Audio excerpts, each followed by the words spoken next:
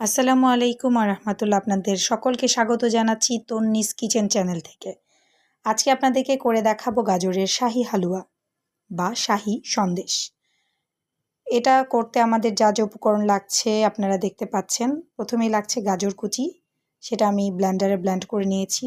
লাগছে চিনি, dry fruits এবং বিস্কুটের গুঁড়া।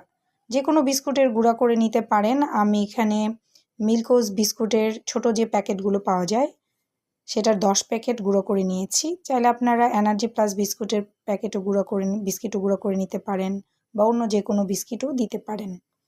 তবে অবশ্যই এখানে একটা বিস্কিটের গুঁড়ো লাগবে। প্যানে আমি গাজর কুচিটা এবং চিনি দিয়ে দিলাম। আপনারা স্বাদ মতো চিনি দিবেন। আমি এখানে প্রায় আমার 1.25 কেজি গাজরের জন্য আমার প্রায় 2 কাপ ভর্তি করে চিনি লেগেছে। আমি 1 চামচ ঘিও দিয়ে দিলাম। এটাকে খুব ভালোভাবে মিক্সড করে নাড়তে থাকতে হবে। এখানে অবশ্যই চুলার আঁচ মিডিয়াম লো হিট থাকবে। যখন আমার গাজর এবং চিনি একসাথে আঠালো হয়ে শুকিয়ে যাবে সেই মুহূর্তে আমরা গাজর কুচিটাকে নামিয়ে নেব এবং এটাকে ঠান্ডা করে এর মধ্যে আমরা বিস্কুটের গুঁড়া এবং ড্রাই ফ্রুটসগুলো মিক্সড করে নিব এবং সেটাকে র্যাপিং করে সুন্দরভাবে ফ্রিজে রেখে দেব। তারপর যখন এটা শক্ত হয়ে আসবে প্রায় 1 ঘন্টা পর ফ্রিজ থেকে বের করে আমরা তখন কেটে পরিবেশন করতে পারবো এই মিষ্টিটা।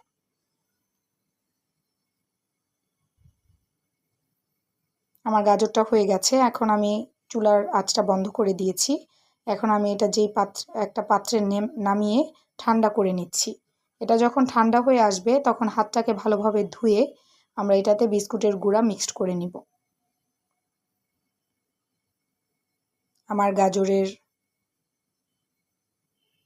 অংশটা ঠান্ডা হয়ে যাবে।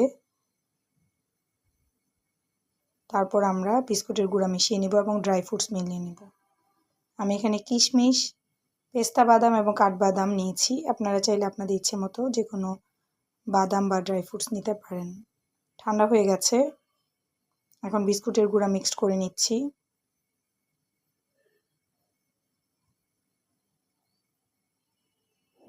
ভালোভাবে মিক্সড করে নিব। তারপর ড্রাই ফ্রুটসগুলোও দিয়ে দিব। এরপর আপনারা চাইলে মাওয়া বা ড্রাই নারিকেল দিয়ে এটাকে কোডিং করতে পারেন। আমি এখানে শুধুমাত্র পাউডার দুধ দিয়ে কোডিং করে নিব। তারপর একটা র্যাপিংয়ে রেখে আমি এখানে ফয়েল নিয়েছি। আপনারা র্যাপিং পেপারে এটা করতে পারেন। তারপর মুড়িয়ে ফ্রিজে রেখে দেব।